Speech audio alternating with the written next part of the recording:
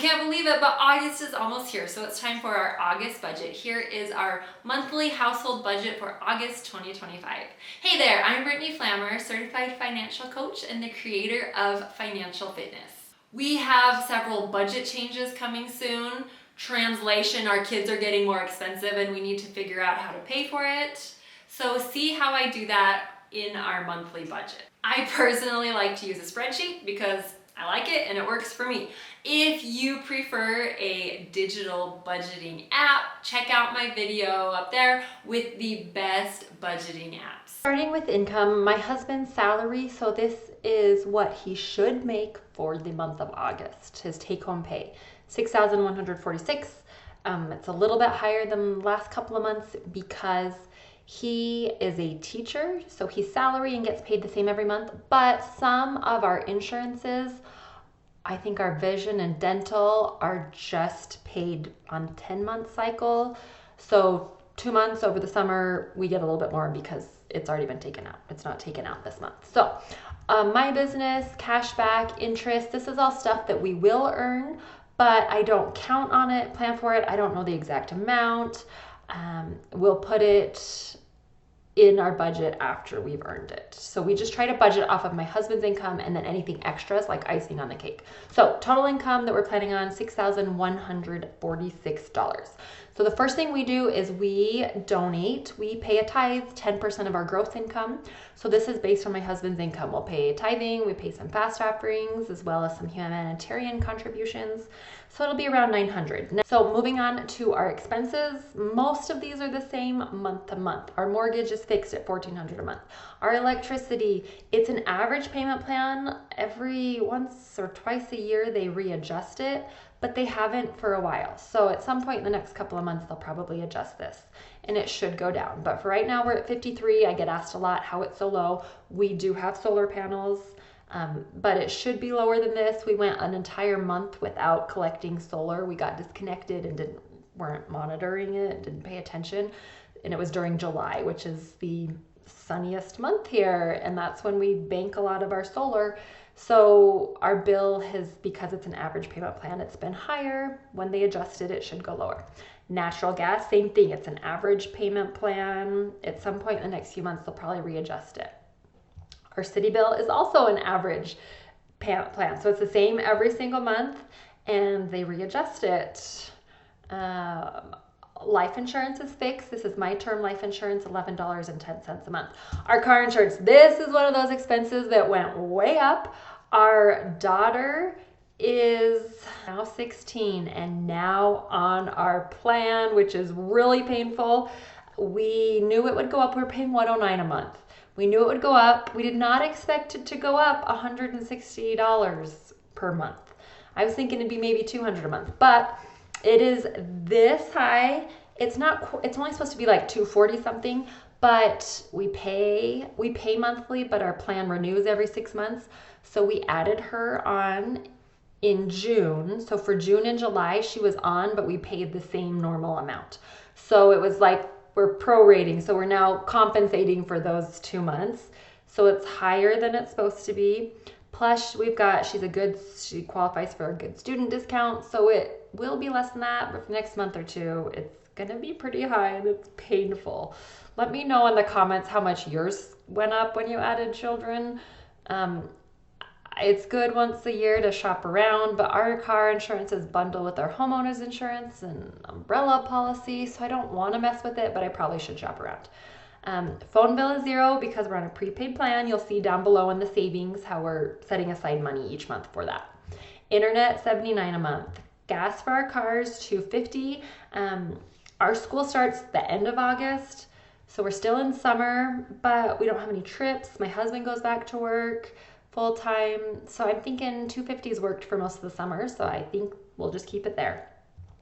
Piano/tennis. My daughter this summer has been doing private tennis lessons, but that will end in August. High school tryouts are end of July, so if she makes the team, she will not be doing private lessons. If she doesn't make the team, we'll reevaluate. I'm gonna guess she won't want to keep doing private lessons. I don't know, we'll see.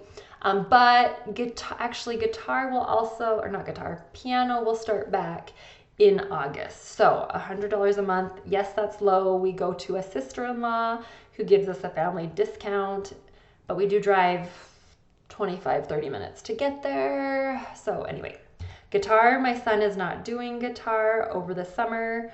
I think we'll start back in September, but I'm leaving it there so I don't forget about it. Groceries I've got at $7.75. Eating out, $35. That doesn't go very far, but that's for like my husband and I to go out once, maybe twice if we do it smart.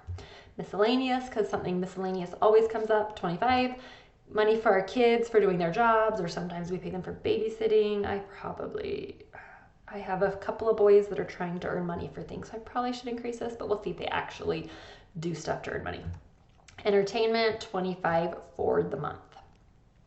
We don't have any outstanding debt. We do use a credit card, but we pay it off every month, so I don't account for that here. So moving on to savings. First sinking fund is phones. So we do a prepaid plan. We're using Mint Mobile. I have a video review on it. It's kind of old, but all of the info still pretty much applies. Our daughters have been using it, but now my husband and I are using it. So we're setting aside $100 a month. So in 10, 11 months, we will have the money we need to pay for our plans for the next year. Emergency fund, we're not adding anything because we have a fully funded emergency fund. My husband gets $50 personal money because he also does bike repairs out of his budget. I get $25 each month for my fund money. Life insurance, we pay annually, but it works out to be $68 a month, so we set aside $68 each month. House maintenance, $200 for just miscellaneous. I want a new, I can't think of a single thing off the top of my head. I want new curtains or whatever. It comes out of this, or some minor stuff gets fixed. Vacation is only $125. This is also another one I would like to increase. I've been doing some research for our spring break and what we're doing a lot next year, and I don't think that's going to be enough. So I want to increase this, but I got to see how it shakes out. House updates, $0, because anything my business earns, we're putting a chunk of that toward the vacation and a chunk towards house updates. Clothing, $100. We just emptied this out. Shoes are expensive, but our oldest two will take care of all their own school clothes. Two of our boys have pretty much all the clothes they need. Our youngest will need a little bit. So I think it'll be close, but I think that will be enough before school starts.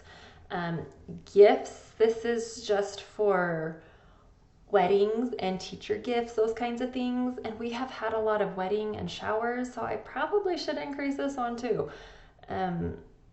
Apparently we're now getting invited to things.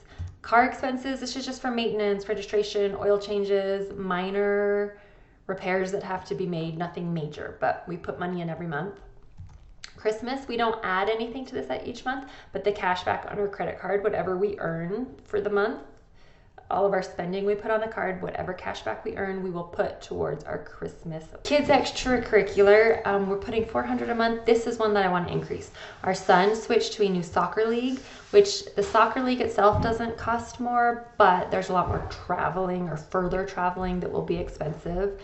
And we have a daughter trying out for high school tennis. If she makes that, there are fees associated with it. I feel like there's always money to be spent there. So, and we have school fees here for middle school and high school students. And we now have 3 of them. So it just adds up. So I'd like to increase that to at least like $500, but I'll see what we can do in our budget. My husband's Roth IRA, my Roth IRA, this is 10% of his gross pay we're putting into retirement. We also put 10%, his employer puts 10% in, we put 10%, and then, yeah, so $400 each is what we budget. So total savings is almost $2,000, it's 31% of our take-home pay. So let's look at this. This means you can see we have an extra $8.30. So if I were to increase our vacation to $200 like I want, our kids extracurricular to $500 like I'd like, and move up gifts to $75, even clothing, like 150 or maybe 125. You can see if I do that, I am going to be negative. Zero-based budget means those expenses need to equal the income. So if I'm negative, which I am here, I either need to increase the income or decrease our expenses. That means my husband and I need to have a little chat. If I want to increase some of our savings for our kids and for vacation, then we need to figure out where it's going to come from. Now, my husband is a traditional employee, taxes are taken out. We have money withheld for all of our dependents, but we also have money withheld for my business. Since I'm self-employed, taxes aren't taken out. We have money taken out of my husband's paycheck for my business. We've been doing that for a few years, but we have been getting large tax refunds because of our business expenses, tax deductions, and we've done a lot of energy efficient things where we've gotten credits back. We will be doing that this next year. So I think we can go ahead and stop having money withheld from his paycheck for my business. But that's something we need to chat about. If we do that, we'll increase our income and adjust. But for now, I'm just gonna leave things how they are. So for now, I'm just gonna keep these at what we had them until after I talk with my husband and we decide what we are going to do. So when I make those changes, I'm still negative. So it's gotta come out of somewhere. So I will decrease our grocery budget. And let's see, that takes us, we're negative $1.70. That's close enough.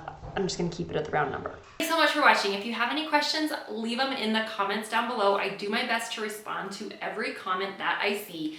Otherwise, check out my course, Financial Fitness, if you are just getting started budgeting, or Fit Finance Club, a membership to help you stay accountable. Thanks so much for watching. See you in the next video.